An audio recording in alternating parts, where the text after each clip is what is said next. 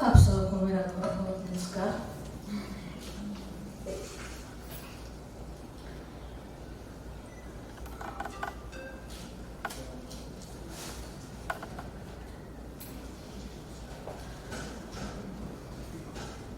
पहली कविता मेरे नए संग्रह खोई चीजों के शौक से है। बिंब। मैं उन बिंबों तक कैसे पहुंची, या वे खुद किसी तारे की तरह उतरे मुझ में, कह नहीं सकती। बार बार उन रास्तों को याद करती हूँ जो चेतना की गलियों से लगते हैं, जिनमें ज्ञान की ईंटें बिछी हैं, ठोस पैरों को आश्वस्त करती, फिसलने के भय से बचाती।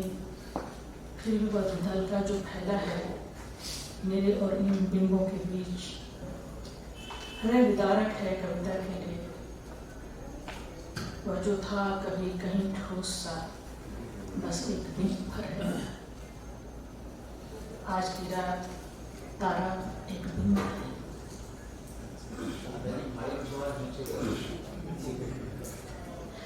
आज की रात तारा एक बिंब है। हवा संग रहूंगी। आज रविवार है, आज किसी का इंतजार नहीं करूंगी। आज मैं क्षमा करूंगी।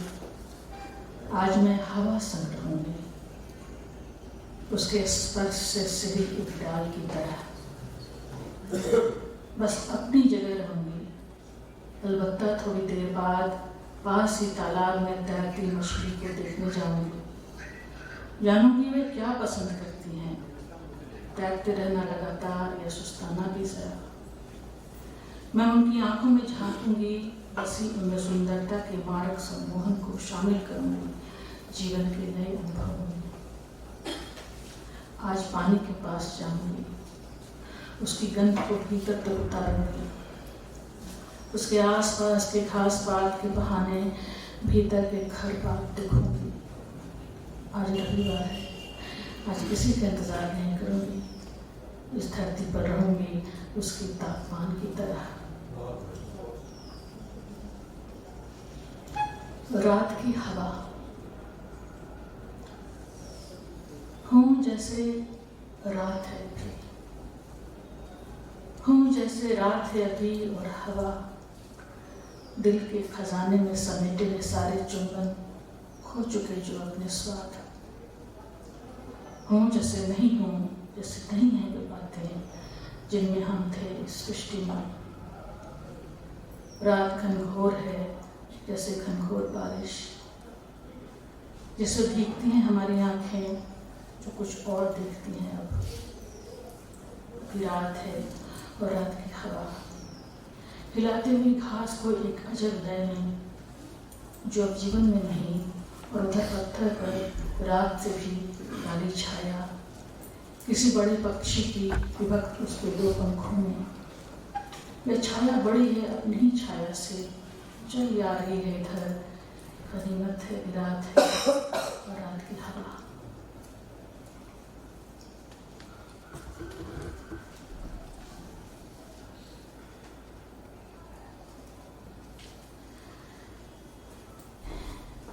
एक समय यह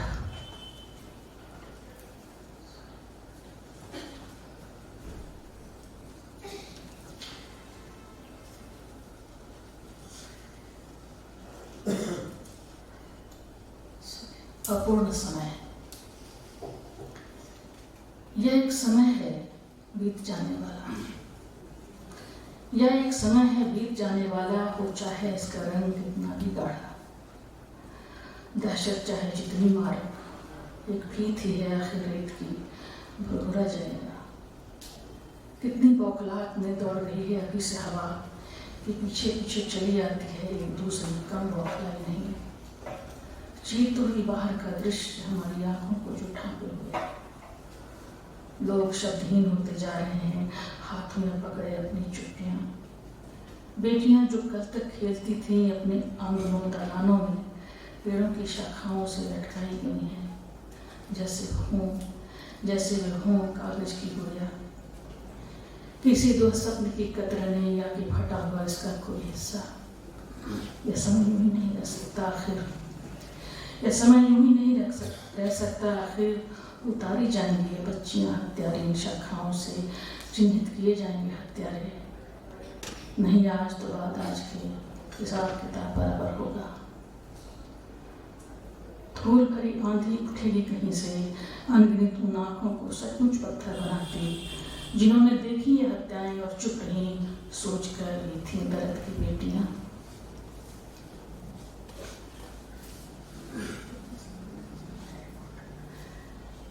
संपत्ति या पृथ्वी, ये सब नए संग्रह की कहता है सुना है। संपत्ति या पृथ्वी, या तो सब कुछ तुम्हारी संपत्ति है, पूरी पृथ्वी है, पूरी पृथ्वी ही है निशाने पर तुम्हारे।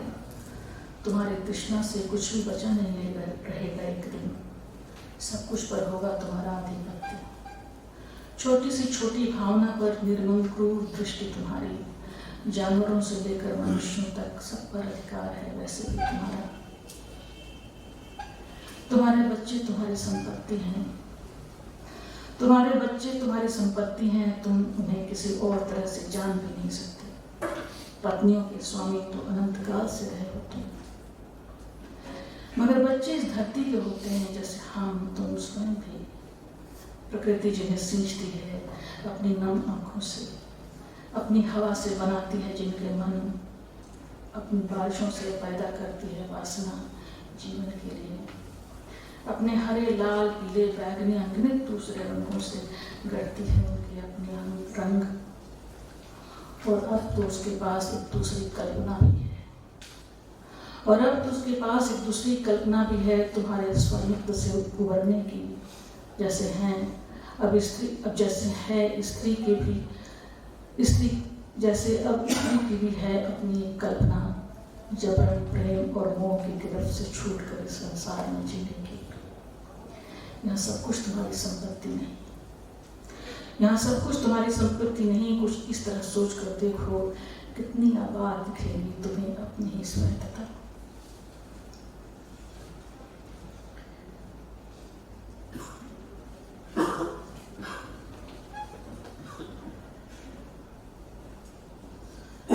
मैं कथा कहूंगी, पुराने संग्रह कहते हैं।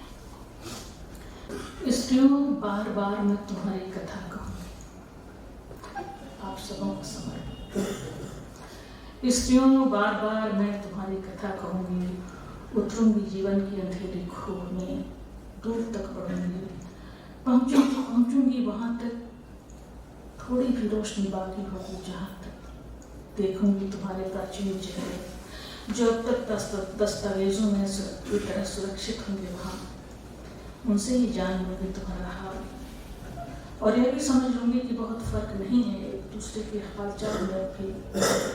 अब भी दुख में वैसे ही स्थिर ललाट है, मोमबत्तियों से जलती हैं अभी वैसे ही आंखें, जिन्होंने देखे न जाने कितने षड्यंत्र, झूठ और अनाचार तमाम सभ्यताओं में, जिम्मेदारियों और बेतहाशा श्रम से झुकी वैसी ही पीठ, और शर्म से गड़ी वही गर्दन, अस्त व्यस्त जब वैसे ही क्लेश जिन्हें बांधने का स्वांग हर सदी में हमने किया। होठ पर वृत्त पड़े जीवन के वही पुराने गीत जिन्हें एक समय हम सब ने झूम झूम कर गाया था, विश्व में जब बहुत कुछ हमारा था। स्त्रियों तुम जहाँ कहीं भी हो, जिस सदी जिस देश में, तुम्हें अपने पूर्व जन्म सा मैं कविता में पालूंगी। क्योंकि हर बार मैं ही थी जन्म लेती बनकर कभी मीरा, राबिया, एमिली, सिमोन, आत्म दो बार कभी। पूर्व जन्म की इससे अच्छी व्याख्या और क्या हो सकती है कि हम बार बार अपने को पालें खो जाने के बावजूद, एक सदी से दूसरी में, एक देश से दूसरे देश में, पर अपने होने की इस लंबी त्रासद कथा को कहकर बार बार किसी सुंदर मोड़ तक पहुंचाएं।